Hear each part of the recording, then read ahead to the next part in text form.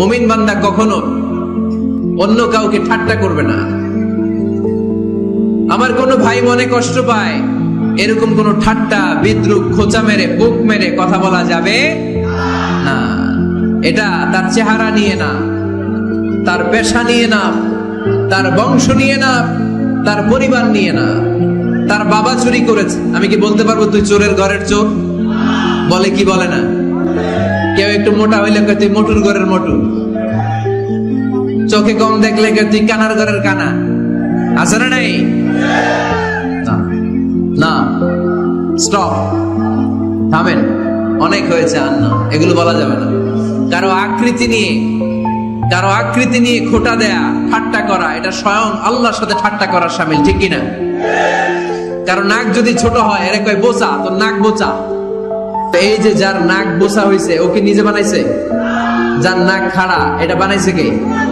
যে কালো, বানাইছে কে? সাদা শুভ্র, বানাইছে কে? তার মানে কারো আকৃতি নিয়ে যদি আপনি ঠাট্টা করেন, স্বয়ং আল্লাহর সাথে ঠাট্টা করলেন।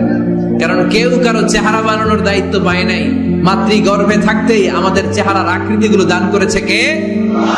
হুয়াল্লাযী ইউসাউইরুকুম ফিল আরহামি কাইফা ইয়াশা লা ইলাহা ইল্লা হুয়াল আজিজুল হাকীম। তিনি এমন সত্তা, তোমরা যখন তোমাদের মায়ের পেটের ভেতরে ছোট্ট একটা ভ্রূণ কণা ছিলা, তখনই তোমাদের চেহারার আকৃতি দিয়েছে কে? মায়ের পেটে থাকতেই কে ছেলে হবে, কে মেয়ে হবে, কে সুশ্রী হবে, কে শ্যামলা হবে, কার নাক লম্বা হবে, কারটা খাটো হবে, এগুলো ফিক্স করে রেখেছে কে?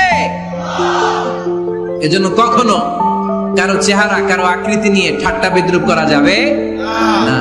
কারণ এই চেহারা আমরা বানাই নাই, বানাইছে কে? তাই কারো আকৃতি নিয়ে ব্যঙ্গ করলে স্বয়ং আল্লাহর সাথে ব্যঙ্গ করার শামিল। চিল্লায় বলেন ঠিক কিনা?